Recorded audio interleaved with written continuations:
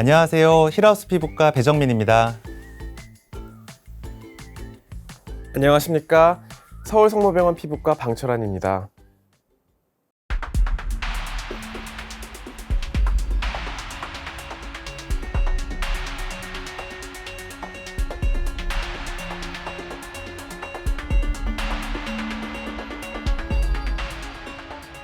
오늘 선생님과 함께 자외선 치료에 대해서 여러분들이 많이 궁금해하시는 내용에 대해서 이야기를 나눠보려고 하는데요.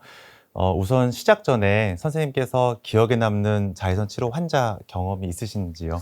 제가 가장 기억에 남는 환자는 임신한 환자였고요. 너무 건선이 심해가지고 입원이 이제 필요했던 환자인데, 다른 치료를 이제 다 조금 꺼려 하기 때문에 광선 치료를 했던 환자분이 잘 기억이 나왔고요. 그래서 입원을 해가지고 광선 치료를 하면서 많이 좋아지셔가지고 퇴원을 했던 그런 케이스가 가장 기억에 남는 것 같습니다.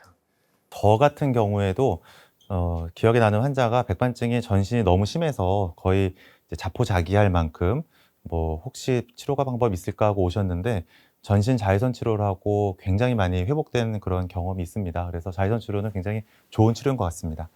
오늘 그러면 한번 첫 번째 질문부터 한번 볼까요?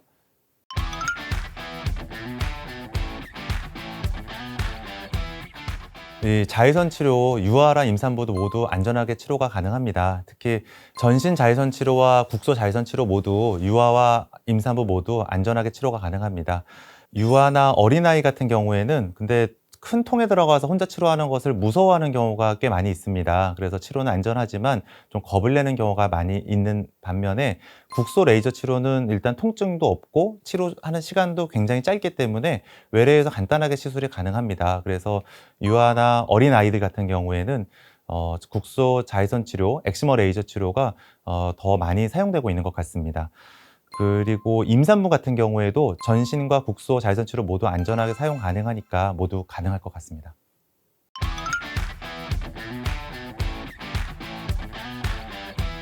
네, 몇 가지 주의사항이 있는데요. 우선 광선 치료를 하기 전에는 자외선 차단제나 아니면 화장을 한 경우에 그것을 꼭 지워주셔야 합니다. 그리고 그런 자외선 차단이랑 관련해가지고 우리가 생각해야 되는 것 중에는 옷 입는 것도 이제 좀 생각을 해야 됩니다. 그래서 전신을 치료할 때에는 속옷을 입고 이제 치료를 하게 되는데, 속옷의 모양이 자꾸 바뀌게 되면 그 이전에 치료를 받지 않았던 곳이 화상을 입거나 홍반이 발생할 수가 있습니다. 그렇기 때문에 항상 같은 모양의 속옷을 착용해 주시는 것을 권장드립니다. 그리고 먹는 약 중에 광과민성 약제가 있는 경우가 있습니다. 따라서 먹는 약제가 어떤 것이 있는지를 피부과 주치의와 상의를 하시는 것이 좋고, 주로 항생제라든지 아니면 고혈압의 약제의 일부에서 이런 약제들이 있습니다. 마지막으로 아토피가 너무 심하거나, 그래서 아토피에서 이제 땀이 날 경우에 심해지는 분들이 있는데, 그런 분들이라든지 아니면 햇빛 알레르기가 있어서 그런 광선을 쬐고 나서 두드러기가 생기는 분들 같은 경우에도 미리 피부과 주치의와 상의를 하시는 것이 좋겠습니다.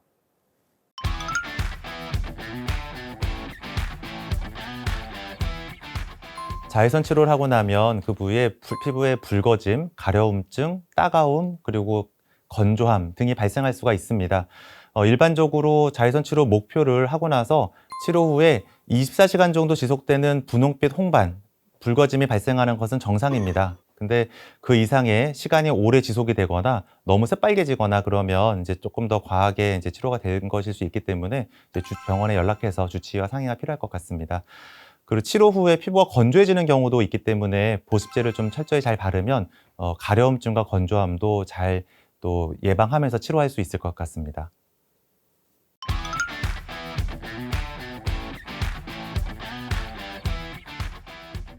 자외선 치료는 질병마다 그 치료 기간이 좀 달라지게 됩니다. 우선 기본적으로 건선, 아토피, 백반증 모두 주 2회에서 3회를 하는 것은 마찬가지이고요. 건선이나 아토피 같은 경우에는 2~3개월의 치료에도 가려움증이라든지 아니면 붉은기 이런 것들이 많이 좋아지는 경우가 있지만, 백반증 같은 경우에는 적어도 6개월에서 1년 이상 치료를 해야지 호전을 보일 수가 있습니다. 그렇기 때문에 어떤 질환을 타겟으로 치료를 하는지를 잘 보고 그 기간을 이제 아셔야 나중에 당황하지 않을 수 있을 것 같습니다. 방철환 교수님 말씀 주신 것처럼 이제 백반증의 경우는 되게 장기간 치료를 하는 경우가 많습니다. 뭐 1년 이상 하는 경우도 있고, 그랬더니 많은 환자분들이 이거 이렇게 오래 쪼여도 안전하냐, 문제가 없느냐 물어보시는 경우도 많이 있습니다. 근데 저희 그동안 심평원의 빅데이터를 통해서 분석을 해보면 1년, 2년, 3년을 치료한 경우에도 뭐 피부암 발생이 증가한다거나 그런 피부에 다른 부작용이 뭐 발생하거나 그런 경우는 극히 드물기 때문에 장기간 치료도 안전하게 시행할 수 있을 것 같습니다.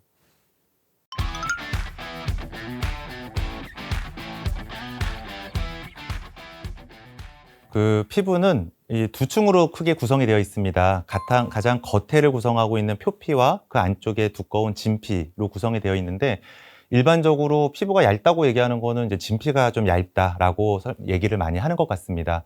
하지만 이 자외선 치료는 주로 표피만을 투과를 합니다. 그래서 표피에 있는 세포에서 여러 가지 이제 반응을 일으켜서 치료 효과를 보기 때문에 뭐 일반적으로 우리가 얘기하는 피부 얇은 사람이나 두꺼운 사람이나 자외선 투과에는 사실 차이가 별로 없고, 자외선 치료도 똑같이 안전하게 치료받을 수가 있습니다.